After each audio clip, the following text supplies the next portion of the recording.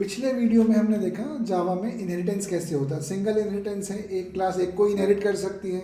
जो क्लास किसी क्लास को इनहेरिट नहीं करती है उसकी by default super class object class होती है। अब हम ये समझेंगे कि जब इनहेरिटेंस करते हैं तब उसमें और भी बहुत सारी प्रॉब्लम्स आती हैं। जैसे क्लास डिफाइन की, क्लास में हमने वेरिएबल डिक्लेयर किया और इस क्लास में वेरिएबल का नाम x रखा। फिर हमने फंक्शन डिक्लेयर किया, फंक्शन का नाम m1 रखा। अब हम इसकी सब क्लास डिक्लेयर करते हैं। सब क्लास बनाने का तरीका क्या है, हम एक्सटेंड्स कीवर्ड यूज़ करेंगे तो सब क्लास बनेगी। तो इसकी सब क्लास बनाने के लिए अपन ने लिखा क्लास B एक्सटेंड्स A, ये सब क्लास बन गई। नॉर्मली जो हमने पिछले एग्जांपल में समझा उसमें सब क्लास में वेरिएबल्स जो डिक्लेयर किए थे वो उसके खुद के वेरिएबल्स थे, y था, m2 था। अब हम इस वाले एग्जांपल में वेरिएबल का नाम सेम रखते हैं। मतलब यहाँ पे जो x वेरिएबल सुपर क्लास में है तो सब क्लास में भी हम वेरिएबल का नाम सेम रखते हैं। डेटा टाइप सेम रखना है या नहीं रखना है वो एक अलग चीज़ है। अभी अपन रख लेते हैं इंटीजर x। ऐसे ही फंक्शन का नाम भी हम सेम रखना चाहते हैं तो फंक्शन का नाम भी सेम रख दिया, void m1। इसमें हम कुछ abc कोड लिखा हुआ है, इसमें हम pqr कोड लिख देते हैं। तो अभी अपन ने क्या किया है, इस क्लास में जो वेरिएबल्स और मेथड्स हैं उनके नाम और हमने जो सब क्लास बनाई है उसमें वेरिएबल के नाम और फंक्शन के नाम सेम एग्जैक्टली सेम कर दिए। अब इनहेरिटेंस से क्या होगा ये हम देखना चाहते हैं। बाय डिफ़ॉल्ट क्या है, बी एक्सटेंड से B class in extension to A लिखी जा रही है। अगर B class in extension to A लिखी जा रही है मतलब ए के सारे मेंबर्स इनहेरिट होकर बी में आएंगे। ए के सारे मेंबर्स इनहेरिट होकर बी में आएंगे मतलब ये एक्स इनहेरिट होकर बी में आएगा, ये m1 इनहेरिट होकर बी में आएगा। पर बी की मेमोरी में भी तो एक्स है और बी की मेमोरी में m1 भी है। तो क्योंकि हमने यहाँ पे x डिफाइन किया हुआ है तो ये जो x वेरिएबल पहले इनहेरिट होकर बी क्लास में आ रहा था अब ये नहीं आ पाएगा। ये जो m1 फंक्शन इनहेरिट होकर अभी बी क्लास में आना चाहिए ये भी नहीं आ पाएगा। तो अगर हम सुपर क्लास में और सब क्लास में वेरिएबल का नाम सेम रख दें तो इनहेरिटेंस खत्म हो जाता है। तो ये वेरिएबल इनहेरिट होना बंद हो जाता है। वेरिएबल के केस में ये ध्यान रखेंगे हम कि अगर मैं इसको इंट नहीं लिखता, मैं इसको कुछ और डेटा टाइप लिख लेता, मतलब हमने लिख दिया लॉन्ग x, उससे कोई फर्क नहीं पड़ रहा है कि डेटा टाइप लॉन्ग है और वहाँ पे इंटीजर है लेकिन वेरिएबल का नाम x है ना, तो इनहेरिटेंस खत्म हो गया है। अब सब क्लास में x नाम का वेरिएबल सुपर क्लास से इनहेरिट नहीं हो सकता है। बी क्लास में खुद का x होगा, वो लॉन्ग x होगा। तो वेरिएबल्स का इनहेरिटेंस सिर्फ नाम सेम हो जाने से ख़त्म हो जाता है, उसके लिए कोई ज़रूरी नहीं है कि डेटा टाइप क्या है। लेकिन फंक्शंस, मेथड्स, जब मेथड्स का इनहेरिटेंस खत्म होता है मतलब जब ये यहाँ पे void m1 मेथड लिखा है इसमें कोई पैरामीटर पास नहीं है और हमने सब क्लास में भी void m1 फंक्शन लिखा उसमें भी कुछ पैरामीटर पास नहीं है, मतलब सिग्नेचर एकदम सेम है, तो सुपर क्लास का मेथड इनहेरिट होकर सब क्लास में नहीं जाता। इस कंसेप्ट को बोलते हैं ओवरराइडिंग। कब हुई ओवरराइडिंग, जब सुपर क्लास में और सब क्लास में मेथड का नाम सेम हो गया, रिटर्न टाइप सेम हो गया और पैरामीटर सेम हो गए। ये तीनों चीज़ें सेम हो जाएं सुपर क्लास और सब क्लास में, तब सुपर क्लास का मेथड इनहेरिट होकर सब क्लास में नहीं जाता है। मतलब इस मेथड की वजह से ये मेथड इनहेरिट होकर नहीं आ पाया, मतलब इस मेथड ने उसको ओवरराइड कर दिया।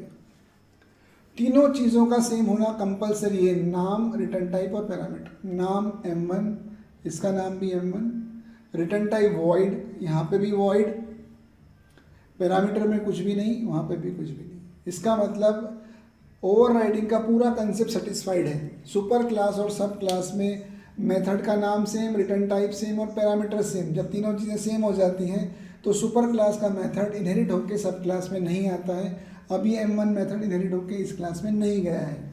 इसका मतलब ये हो गया कि जब हम b क्लास का ऑब्जेक्ट बनाएंगे तो b क्लास की मेमोरी में क्या होगा, सुपर क्लास से इनहेरिटेंस होगा ही नहीं, क्योंकि x कॉमन हो गया, दोनों वेरिएबल के नाम सेम हो गए, तो वो इनहेरिट नहीं हुआ, इसका ही x है, ये वाला x, इनहेरिटेंस से x नहीं आ पाया। रिटर्न टाइप सेम, नाम सेम, पैरामीटर सेम, तो ऊपर से ABC वाला जो मेथड है वो इनहेरिट होके नहीं आया। रेफरेंस ऑफ M1 है, लेकिन कौन सा वाला, PQR वाला। मतलब B क्लास के ऑब्जेक्ट से अगर हम dot x is equal to 40 लिखेंगे तो ये 40 इस वाले x में गया है, और B डॉट M1 मेथड अगर हम कॉल करेंगे तो M1 मेथड PQR वाला कॉल होगा, PQR इम्प्लीमेंटेशन चलेगा। तो सुपर क्लास से सब क्लास में मेथड का इनहेरिटेंस ख़त्म कब होता है, जब वेरिएबल्स के केस में नाम सेम हो जाए और मेथड के केस में नाम, रिटर्न टाइप और पैरामीटर तीनों एग्जैक्टली सेम हो जाए, तभी इनहेरिटेंस ख़त्म होता है। इन तीनों में से कुछ एक चीज़ भी अगर चेंज कर दें हम तो इनहेरिटेंस ख़त्म नहीं होगा, इनहेरिटेंस होगा। अब इसी एग्जांपल को हम थोड़ा सा मॉडिफाई करते हैं। वही क्लास ए लिखी हुई है, इंटीजर x, M1 फंक्शन लिखा हुआ है, ABC उसमें कोड लिखा हुआ है, क्लास B जो सब क्लास है वो लिखी हमने, क्लास B एक्सटेंड से लॉन्ग x मतलब वेरिएबल के बारे में हम समझ चुके हैं, एग्जैक्टली नाम सेम हो जाता है तो इनहेरिटेंस खत्म हो जाता है, तो अब x इनहेरिट नहीं होगा। अब M1 के लिए जो कंसेप्ट था हमारा, रिटर्न टाइप सेम, नाम सेम, पैरामीटर सेम, तो इनहेरिटेंस खत्म हो जाता है। अब की बार अपन क्या करते हैं, रिटर्न टाइप सेम रख लिया, नाम सेम रख लिया और पैरामीटर चेंज कर दिए। ये PQR कुछ भी कोड लिखा हुआ है इसमें। अब ये सिचुएशन है, अब इनहेरिटेंस होगा कि नहीं ये देखना है। तो सुपर क्लास का x इनहेरिट होकर सब क्लास में गया लेकिन नाम सेम हो गया तो इनहेरिटेंस खत्म हो गया, मतलब ये x इनहेरिट नहीं हो पा रहा है। ये वॉइड M1 मेथड इनहेरिट होकर B क्लास में आने लगा, लेकिन नाम सेम, रिटर्न टाइप सेम और पैरामीटर सेम, तीनों चीज़ें सेम होंगी तो इनहेरिटेंस खत्म हो जाएगा, अदरवाइज वो इनहेरिट होगा। तो नाम M1 ठीक है सेम है, वॉइड रिटर्न टाइप पैरामीटर्स, यहाँ कुछ भी पैरामीटर पास नहीं है, यहाँ पे एक इंटीजर पास है, मतलब पैरामीटर सेम नहीं है। तो नाम सेम, पैरामीटर सेम और रिटर्न टाइप सेम, तीनों चीज़ें सेम होने पर ओवरराइडिंग होती है। अभी ओवरराइडिंग नहीं हो रही है, इसका मतलब इनहेरिटेंस है, ये मेथड इनहेरिट होके इस क्लास में आएगा। तो अब इस सिचुएशन में अगर हम B क्लास का ऑब्जेक्ट बनाएं तो B क्लास की मेमोरी में इनहेरिटेंस की वजह से रेफरेंस ऑफ M1 आएगा, कौन सा वाला, ABC वाला। खुद का x होगा और खुद का M1 भी होगा, रेफरेंस ऑफ M1 होगा, लेकिन जिसमें कि एक इंटीजर पास होता है i।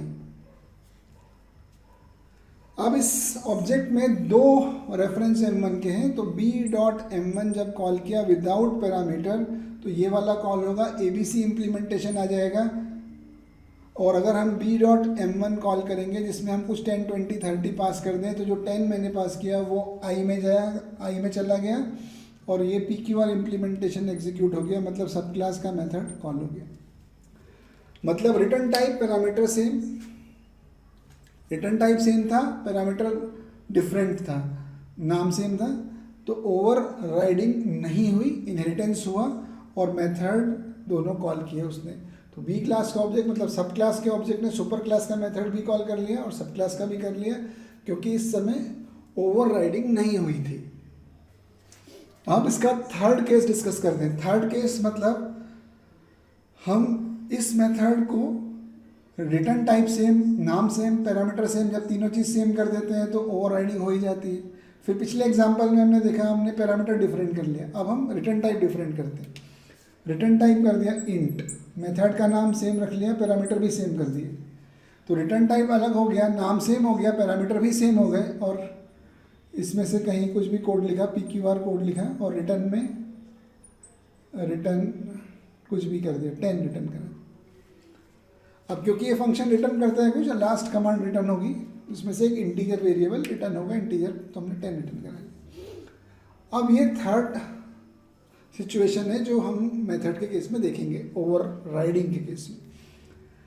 अब क्या ये मेथड ओवर राइड हो जाएगा? हमारा कंसेप्ट क्या है ओवर राइडिंग का? नाम सेम, रिटर्न टाइप सेम और पैरामीटर सेम। नाम सेम, रिटर्न टाइप सेम और पैरामीटर सेम सब क्लास में होना चाहिए। तो नाम तो सेम हो गया, पैरामीटर भी सेम हो गए, पर रिटर्न टाइप डिफरेंट हो गए।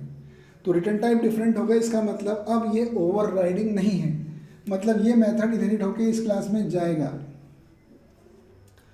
अब ये मेथड इस क्लास में इनहेरिट होके जाएगा तो प्रॉब्लम क्या होगी? अब आप सोचो, फिर से बी क्लास का ऑब्जेक्ट बनाए, B small B is equal to new B class का ऑब्जेक्ट बनाया, बी क्लास की मेमोरी बनी, इस मेमोरी में इनहेरिटेंस से रेफरेंस ऑफ M1 आया, कौन सा वाला? जिसमें कुछ भी पैरामीटर नहीं पास करना है, वो वाला।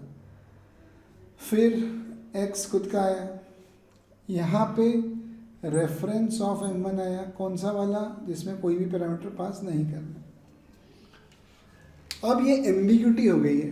रिटर्न टाइप तो बाद में आता है जब हम किसी फंक्शन को कॉल कर देंगे और वो हमें कुछ डेटा रिटर्न करेगा, लेकिन कॉल करते समय तो मुझे दोनों को, इसको कॉल करूँ या इसको कॉल करूँ, b.m1 ऐसा ही लिखना पड़ेगा। तो b.m1 लिखा तो ये भी एलिजिबल है कॉल होने के लिए और ये भी एलिजिबल है कॉल करने के लिए। तो अब एम्बिग्यूटी हो गई है, ये कॉल हो ही नहीं सकता है, एम्बिग्यूअस सिचुएशन है। तो यहाँ तक हम ऑब्जेक्ट बनाने तक पहुँचेंगे ही नहीं, ये सिचुएशन में कंपाइलेशन एरर आ जाएगी। बी एक्सटेंड्स ए जब हम क्लास लिखेंगे, सब क्लास बनाएंगे और उस सब क्लास में हमने ऐसा मेथड लिखा तो कंपाइलर ही मना कर देगा, ये कंपाइलेशन एरर है, इस टाइप का मेथड लिखने नहीं देगा। अगर आपने सुपर क्लास में और सब क्लास में मेथड के नाम सेम रख लिए हैं तो आपको पैरामीटर डिफरेंट करने हैं, या फिर तीनों चीज़ सेम करो, या तो रिटर्न टाइप सेम, नाम सेम, पैरामीटर सेम, तीनों सेम करिए। अगर आप रिटर्न टाइप डिफरेंट कर देते हैं और नाम और पैरामीटर सेम रख लेते हैं तो कंपाइलर कंपाइल नहीं करेगा, ये कोड कंपाइल नहीं हो सकता। तो ओवरराइडिंग के केस में, मेथड्स के केस में ये 3 केस बनते हैं। ये केस कंपाइल नहीं होता है, उसके पहले वाला जो था पैरामीटर डिफरेंट कर लिया तो इनहेरिटेंस हो जाएगा, ओवरराइडिंग नहीं होती है। और जो फर्स्ट केस था कि नाम भी सेम, रिटर्न टाइप भी सेम, पैरामीटर भी सेम, तो फिर ओवरराइडिंग हो जाएगी। तो ये फंक्शन ओवरराइडिंग के बारे में जो हमने सीखा। और वेरिएबल के केस में इससे कोई फर्क नहीं पड़ता है कि वेरिएबल का डेटा टाइप क्या है, नाम x है, यहाँ पे भी नाम x है, इनहेरिटेंस खत्म है। वेरिएबल के नाम सेम होते से ही इनहेरिटेंस खत्म हो जाए।